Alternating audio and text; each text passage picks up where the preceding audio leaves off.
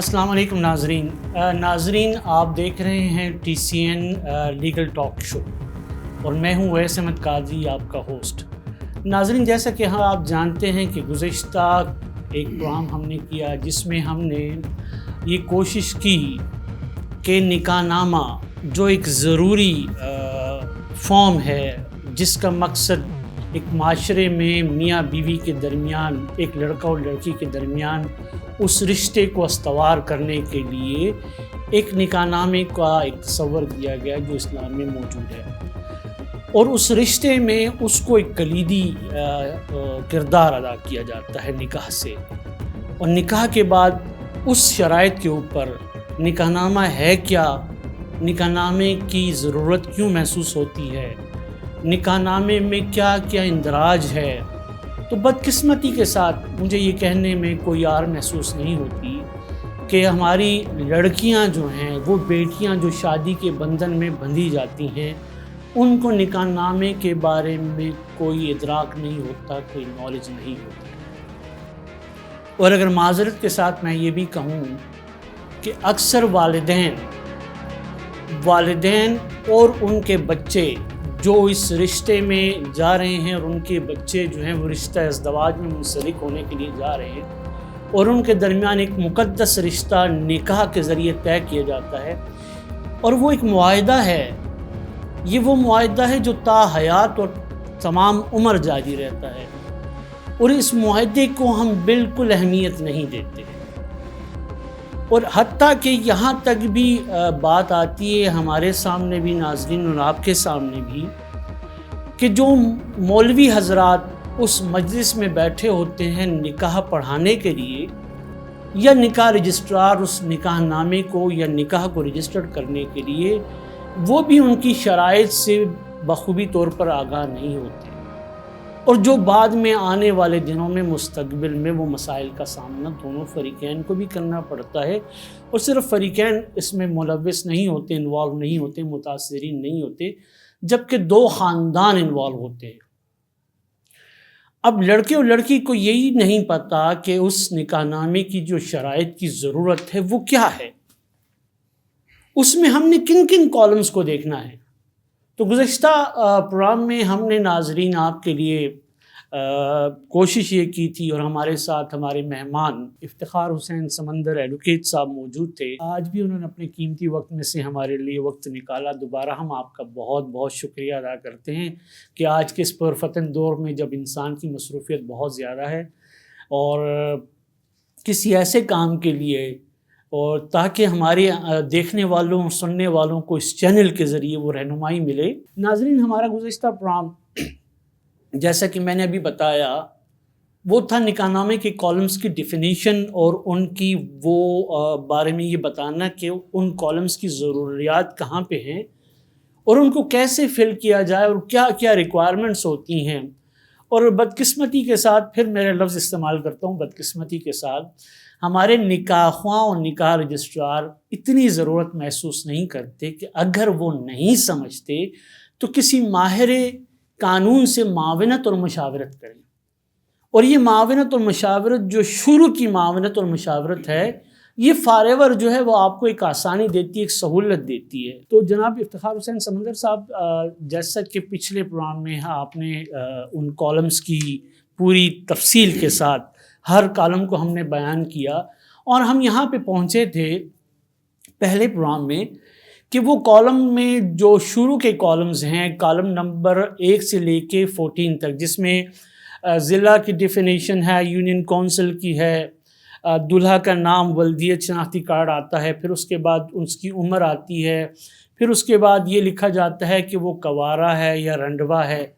اور لڑکی کی عمر، لڑکی کا نام، اس کی ولدیت، اس کا شناختی کارڈ، اس کا سکونتی ایڈریس، پھر یہ بھی لکھا جاتا ہے کہ اس کی عمر کیا ہے، پھر اس کے بعد اس کی کواری اور بیوہ ہونے کا بھی ذکر کیا جاتا ہے، پھر اس کے بعد وہ کالمز آتے ہیں جس میں کہ جو نکاح کا وکیل ہوتا ہے، جس کو پدر وکیل بھی کہا جاتا ہے، لڑکی کی طرف سے بھی ہو سکتا ہے، پھر اس گواہوں کی بات آتی ہے۔ آج کا ہمارا پروگرام جو ہے اس کے بعد کا ہے ناظرین کالم نمبر 15، کالم نمبر 15 جو 14 میں آ جاتی ہے وہ اس تاریخ کا اندراج کہ جس دن وہ نکاح منعقد ہوا.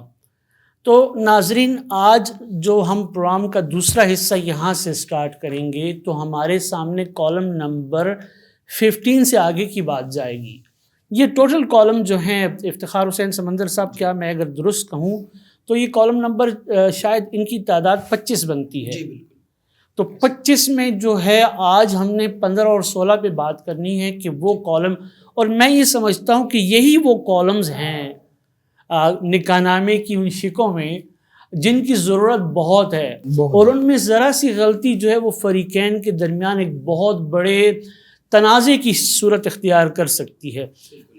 جیسا کہ آپ نے پچھلے پروگرام میں بھی یہ بتایا میرے ناظرین کو، آج پھر تھوڑا سا ریپیٹ کر دیں کہ یہ نکاح نامے کے جو پرت ہیں، یہ فارمز ہیں، ان کی تعداد کیا ہے تاکہ تھوڑی ریپیٹیشن ہو جائے. جی، نکاح نامے کے جو پرت ہے وہ 4 پرت ہوتے ہیں نکاح نامے کے. جی، پہلا پرت اس کو اصل پرت کہا جاتا ہے، پھر اس کے بعد دوسرا پرت، تیسرا پرت اور چوتھا پرت ہوتا ہے. اور جس طرح میں نے پچھلے پروگرام میں یہ کہا بھی تھا کہ جو اصل پرت ہوتا ہے وہ رجسٹر میں ہی رکھا جاتا ہے، اور دوسرا پرت جو ہے وہ دلہا، اور تیسرا پرت جو ہے وہ دلہن، اور چوتھا پرت جو ہے وہ یونین کونسل کو جاتا ہے. جی، تو یہ 4 پرت ہوتے ہیں تمام کے تمام. اچھا جی، تو یہ ڈیٹیل میں نے پچھلے پروگرام میں الحمدللہ بتا دی تھی. اب آگے یہاں پہ ایک درستی کی ضرورت یہ ہے جو میں نے بھی تھوڑی دیر پہلے بات کی. بیسیکلی وہ جو کالم نمبر جہاں سے ہم نے سٹارٹ کرنا ہے وہ آتا ہے جی کالم نمبر ہمارا 12 کے بعد آتا ہے 13. جی، جس کو ہم یہ کہتے ہیں کہ حق مہر. جو 12 نمبر کالم ہے سر وہ ہے شادی کے رجسٹر ہونے کی وہ تاریخ آتی ہے. اور 13 نمبر کالم جو ہے وہ حق مہر کا ہے کہ حق مہر کی رقم کتنی ہے، تو وہ 13 نمبر کالم ہے. اور اب اس رقم میں کیا ہمارے ناظرین کو یہ بتانا پسند کریں گے جناب افتخار حسین سمندر صاحب کہ یہ مہر کی رقم میں صرف اس رقم کا تعین ہے یا اس کے علاوہ بھی کچھ جو دیا جاتا ہے لڑکی کو اس کا بھی ذکر کیا جا سکتا ہے؟ دیکھیں جی، جو کالم نمبر 13 ہے، 13 نمبر کالم ہے، اس میں جتنا بھی حق مہر مقرر کیا جاتا ہے، ٹھیک ہے جی، وہ تمام کا تمام حق مہر، چاہے وہ موویبل پراپرٹی ہے یا اموویبل پراپرٹی ہے، کوئی جائیداد ہے، کوئی رقم ہے، کوئی سونا ہے، جو بھی ہے وہ تمام کا اندراج جو ہے وہ کالم نمبر 13 میں کیا جاتا ہے. اور پھر کالم نمبر 13 کے بعد جو مزید کالم ہے، جو مزید مدرجات ہے، اس میں پھر اس کی تفصیل بتائی جاتی ہے کہ وہ جو ہے آیا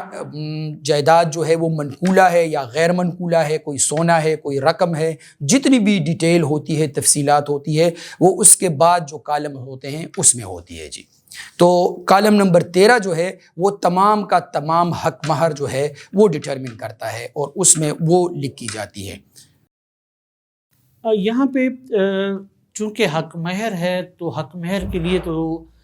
محمدن لاء میں پورا ایک چیپٹر ہے داور کا، اور جس میں ان تمام مہر کی اقسام کو بڑی تفصیل کے ساتھ ڈی ایف ملا نے بیان کیا ہے. اور وہی کتاب جو ہے ہماری زمانۂ طالب علمی میں جب LLB سے پہلے بھی گورنمنٹ کالج میں اگر 3rd ایئر اور 4th ایئر میں پڑھائی جاتی تھی، اور ابھی بھی وہ لاء کالج میں طلباء کا وہ ضروری پارٹ سمجھا جاتا ہے. تو مہر معجل اور ان کو تو ڈیفائن کرنے کے لیے ہمیں پورا ایک پروگرام چاہیے، شاید ایک پروگرام بھی کافی نہ ہو. یہاں پہ صرف یہ بتا دیں کہ یہ جو حق مہر کی رقم ہے کالم نمبر 13 میں، تو اس میں کسی قسم کا بھی حق مہر، جیسے کہ آپ نے بھی کہا کہ وہ چاہے نقد کی صورت میں ہے، زیورات کی صورت میں ہے یا جائیداد کی صورت میں ہے، تو اس کو درج کیا جانا ضروری ہے یا نہیں ضروری ہے؟ بالکل ضروری ہے، اس لیے بھی ضروری ہے. دیکھیں جس طرح آپ نے بات کی کہ جو مہر کے اقسام ہیں تو وہ تو کافی سارے ہیں، جس میں آپ کا مقرر شدہ رق جو ہے مہر ہے، جو کہ مقرر کیا جاتا ہے وہ مقرر ہو سکتا ہے شادی سے پہلے بھی، نکاح سے پہلے بھی، نکاح کے دوران بھی، اور نکاح کے بعد بھی ایون مقرر کیا جا سکتا ہے، تو اس کو ہم اسپیسیفائڈ ڈاور کہتے ہیں۔ پھر اس کے بعد جو ہے ایک وہ مہر ہوتا ہے جس میں مہر مقرر نہیں ہوتا، تو اس کو پھر مہر مثل کہا جاتا ہے، کہ اس کے لیے پھر مہر مثل جو ہے رکھا جاتا ہے، تو وہ بھی ہے متعین نہیں ہوا، حق مہر مقرر نہیں ہوا، تو پھر بھی وہ حق مہر جو ہے لازم ہے اور وہ دیا جاتا ہے، اس کو مہر مثل کہا جاتا ہے، ٹھیک ہے جی۔ اسی طرح جو ہے پھر مہر جو ہے یا معجل ہوتا ہے یا مؤجل ہوتا ہے، تو وہ بھی اس کے بعد جو کالم ہے اس میں تفصیل آ جاتی ہے کہ آپ کا کون سا مہر جو ہے معجل ہوتا ہے اور کون سا جو ہے وہ مؤجل ہوتا ہے۔ اب معجل آپ دیکھ لیں کہ یہ لفظ نکلا ہے عجلت سے، عین جیم لام تے عجلت، ٹھیک ہے نا جی۔ تو یہ معجل یعنی یہ عند طلب ہوتا ہے، فوراً ادا کرنا پڑتا ہے، ٹھیک ہے جی، مطالبے پہ ادا کرنا پڑتا ہے، ٹھیک ہے۔ اور اسی طرح مؤجل یہ اجل سے نکلا ہے، الف جیم لام اجل، تو اجل مطلب یہ ہے کہ بعد میں، ٹھیک ہے جی۔ تو یہ آپ جو ہے جب شادی اگر مثال کے طور پر شوہر فوت ہو جاتا ہے یا ڈائیورس ہو جاتی ہے، طلاق ہو جاتی ہے، تو ایسی صورت میں پھر یہ مہر آپ نے ادا کرنا ہوتا ہے۔ تو اس میں پھر آگے جو نیکسٹ آپ کا کالم ہے تو اس میں یہی درج ہوتا ہے کہ آیا جو مہر ہے وہ معجل ہے یا مؤجل ہے، اور اگر معجل ہے تو کتنا معجل ہے، اور اگر نہیں ہے تو کتنا مؤجل ہے۔ تو یہ تمام چیزیں جو ہے آپ کے نیکسٹ اس میں آ جاتی ہیں۔ ان کو اگر انگلش میں ہم ایکسپلین کر دیں تو معجل جو ہے اس کو پرومپٹ کہا جائے گا، اور معجل کو میم اینڈ جیم لام جو آئے گا معجل ہے جس میں اجلت ہے یا آن ڈیمانڈ ہے، وہ پرومپٹ ڈاور ہو جائے گا، وہ پرومپٹ ڈاور ہے۔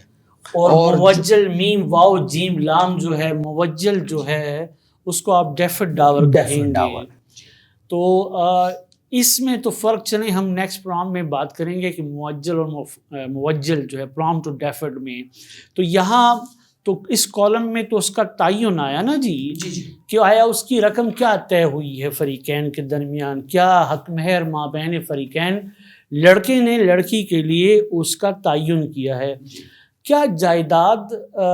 منقولہ یا غیر منقولہ، جیسے ہم مویبل اور امویبل پراپرٹی کی بات کرتے ہیں، اور اس کے علاوہ آپ زیورات طلائی کی بھی بات کرتے ہیں، تو ان کے علاوہ کوئی ایسی اور کنڈیشن بھی ہو سکتی ہے؟ میرے تجربے میں تو ایسی کوئی بات کبھی آئی نہیں ہے، کیا آپ کے سامنے کوئی ایسی بات ہے، کوئی ایگزامپل ہو کہ ان کے علاوہ کوئی اور چیز حق مہر میں دی گئی ہو؟ دیکھیے جی، حق مہر جو ہے نا وہ کنسیڈریشن ہے، نکاح کا کنسیڈریشن، جس کو ہم کہتے ہیں عوض، یعنی آپ نکاح کے عوض جو ہے جی اس کو ہم سائن آف ریسپیکٹ بھی کہتے ہیں کہ جی آپ اس کو کتنا وہ کرتے ہیں۔ وہ جناب آپ دیکھ لیں کہ مہر میں کوئی بھی چیز رکھی جا سکتی ہے جو کہ انلیگل نہ ہو، غیر قانونی نہ ہو،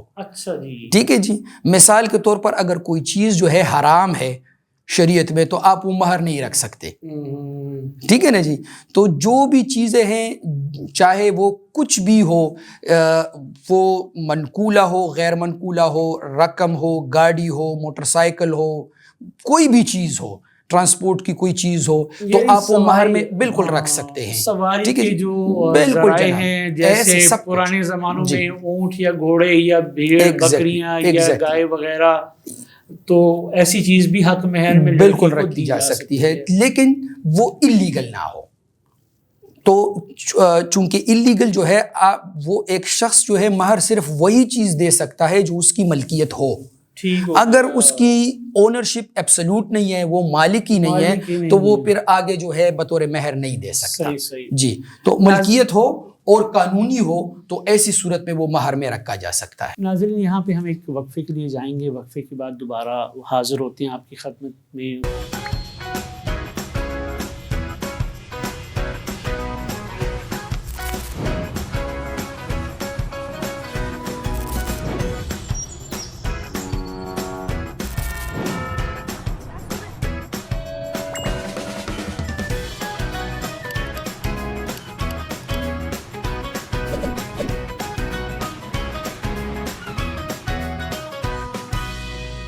ویلکم بیک ناظرین، وقفے پر جانے سے پہلے ہم بات کر رہے تھے جناب افتخار حسین سمندر ایڈوکیٹ صاحب سے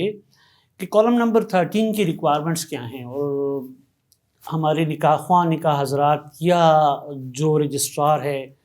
ان کے علاوہ لڑکے اور لڑکی کے والدین کو بھی اس سے بخوبی طور پر آگاہ ہونا بہت ضروری ہے، اور خصوصاً لڑکی کو جس کی شادی جس کو کسی کے نکاح میں دیا جا رہا ہے. یہ کالمز جو ہیں 13 سے لے کے جو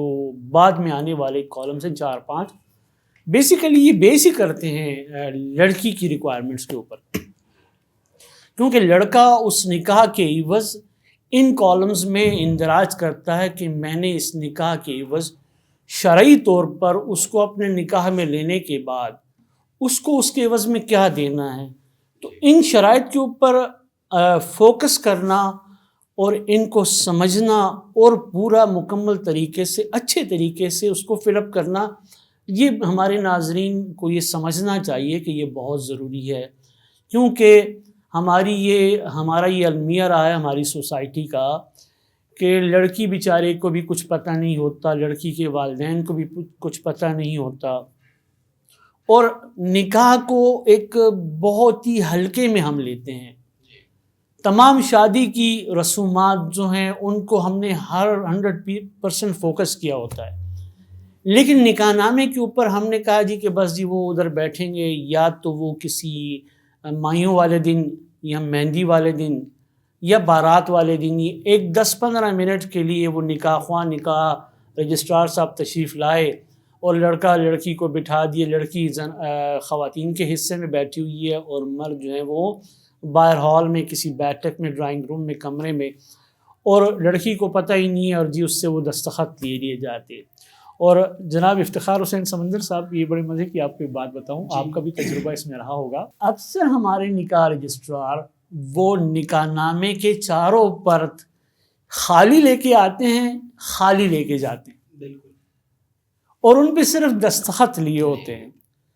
اور اگر بہت ہی وہ مہربانی فرمائے ہمارے لیے اس نکاح میں کے دوران میں، تو ایک فارم کو انہوں نے فل کیا ہوگا اور دوسرے جو ہیں وہ اس پہ صرف فریقین کے اور گواہوں کے دستخط لے لیے جائیں گے. اور ایسا بھی ہوا ہے تجربے کی بات کہ ایک کی رائٹنگ ایک کے ہاتھ سے لکھی ہوئی ہے اور دوسرے نکاح نامے کی فارم کی ہینڈ رائٹنگ دوسری ہے. بعض دفعہ ان کالمز میں جو ضروری سمجھے جاتے ہیں ان کی شرائط میں بھی فرق آ جاتا ہے، جو بعد میں ایک بہت بڑے تنازع کی صورت بنتا ہے. تو ناظرین، یہاں پہ ہمارے مہمان جناب افتخار حسین سمندر صاحب ہمارے ساتھ آج پروگرام میں موجود ہیں، اور ہم ان سے یہی پوچھ رہے ہیں کہ اپنی ماہرانہ رائے کے ساتھ ہمیں یہ بتائیں، ہمیں کیا بتائیں، ہمارے دیکھنے والوں کو، سننے والوں کو، ناظرین کو بتائیں جو کہ لیگل ٹاک کے پروگرام کو دیکھنا پسند کرتے ہیں اور وہ سمجھتے ہیں کہ اس کے ذریعے ہمیں کوئی نالج گین ہو رہی ہے اور یہ نالج ہم آپ کو دینا چاہتے ہیں. تو جناب افتخار حسین سمندر صاحب، یہ کالم تو آ گیا، کالم نمبر 13. اب آتے ہیں کالم نمبر 14 پہ، جس میں ہے کہ مہر کی کتنی رقم معجل ہے اور کتنی موجل ہے. پہلے تو یہ آپ نے ابھی ایکسپلین کر دیا نا جی کہ معجل کیا ہے، موجل کیا ہے، جس کو پرومپٹ بھی کہیں گے، ڈیفرڈ بھی کہیں گے. تو کیا یہاں پہ تھوڑے سے اور آسان الفاظ کا استعمال ضروری نہیں ہے کہ آیا اس نکاح نامے کو جنرل پبلک کے لیے اور مزید اس میں کوئی آسانی پیدا کی جائے، یا یہی الفاظ جو ہیں منوعن یہاں پہ رکھے ہوئے ہیں وہ درست ہیں؟ دیکھیں، بات یہ ہے کہ یہ اصلاحات ہے جو کہ استعمال ہوئی ہے، اور یہ کوئی مشکل اس میں اس لیے نہیں ہے کہ آپ دیکھتے ہیں معجل تو بڑا ایزیلی آپ کہتے ہیں عجلت. اوکے، تو وہ تو میں نے آپ کو پہلے ہی بتا دیا کہ جو چیز جو مہر رکھی جاتی ہے تو وہ اگر آپ طلب ہے فوراً آپ نے پے کرنی ہے تو وہ معجل ہے. ٹھیک ہو گیا جی. اور اگر آپ نے بات کے لیے رکھی ہے کہ جی خدا نہ خواستہ ڈائیورس ہو جاتی ہے یا جو شوہر ہے فوت ہو جاتا ہے تو ایسی صورت میں وہ معجل ہو جاتی ہے. اب یہ آپ دیکھ لیں کہ جو کالم نمبر 13 ہے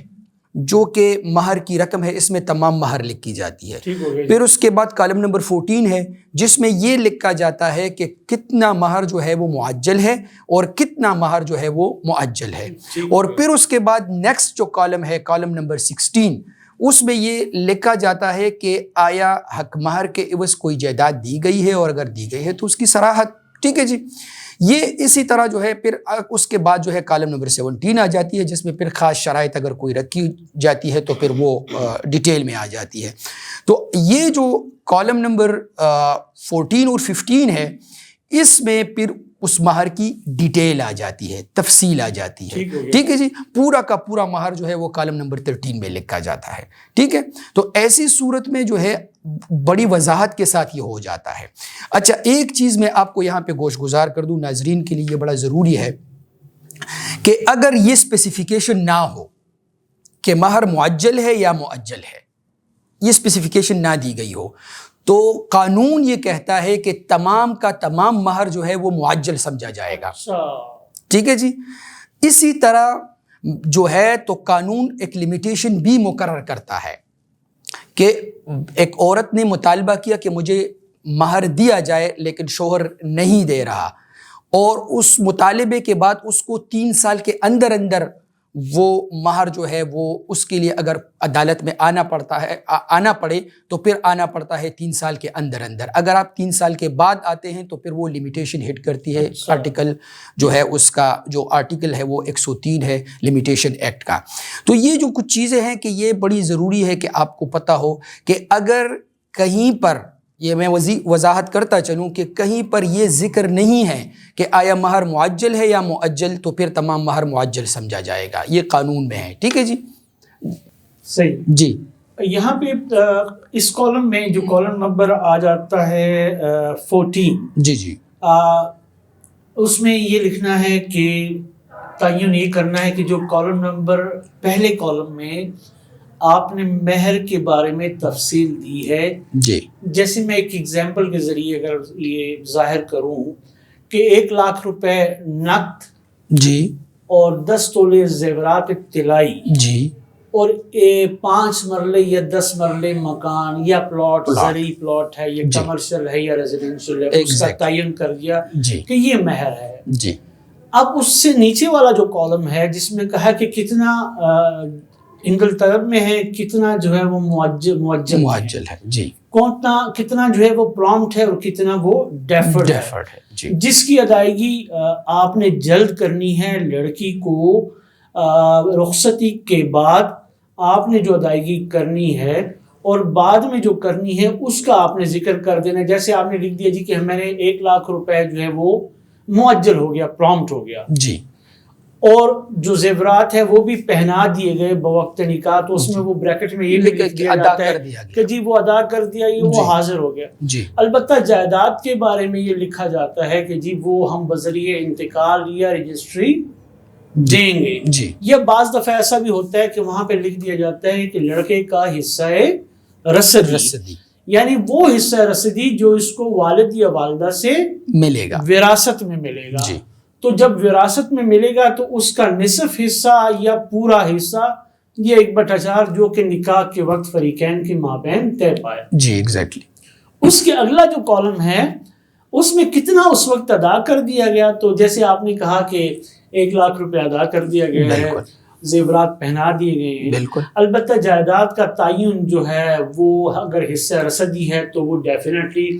والد یا والدہ کی ڈیتھ کے بعد وہ چیز جو لڑکے کو ملے گی اس میں. اچھا، یہاں پہ سمندر صاحب،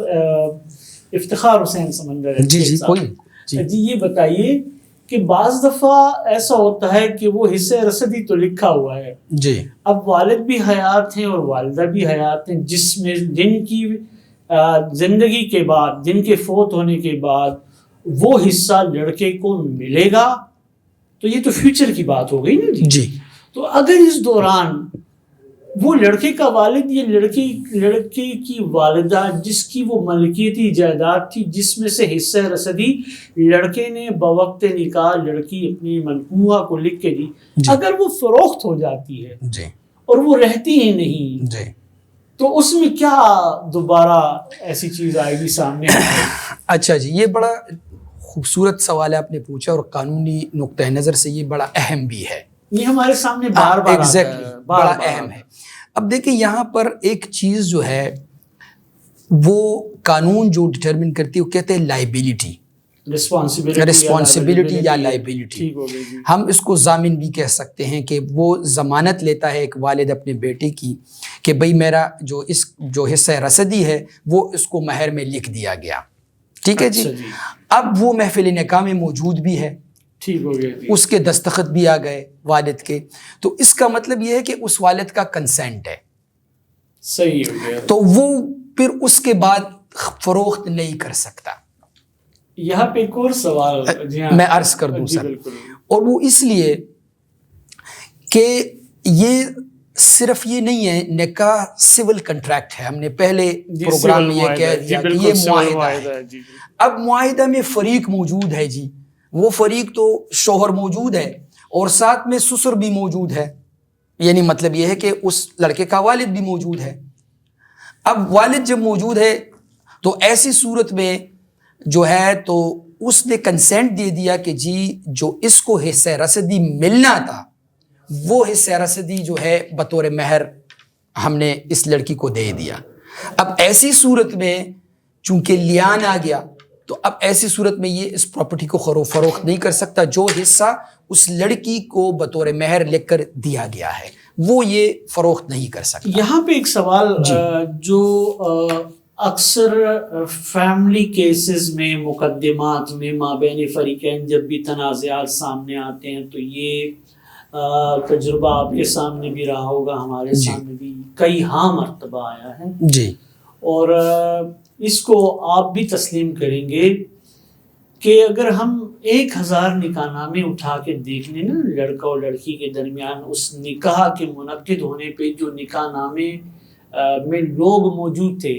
اب مجلس نکاح میں موجود ہونا تو ایک بات ہے جی, وہ تو تسلیم ہے کہ اگر والد حیات ہے تو وہ اگر اس کا کوئی تنازع بچے کے ساتھ نہیں ہے, لیکن ہمیشہ ہم نے یہ دیکھا ہے کہ نکاح نامے میں لڑکے کے والد کا دستخط بطور گواہ نہیں ہوتا جی, وہ اس مجلس نکاح میں تو موجود ہوتا ہے لیکن اس نکاح نامے کا حاشیہ گواہ نہیں ہوتا. ٹھیک ہے, نہ وہ شادی کا گواہ ہوتا ہے, نہ وہ لڑکے کی ولی کی تقرر کے لیے کسی کے لیے وہ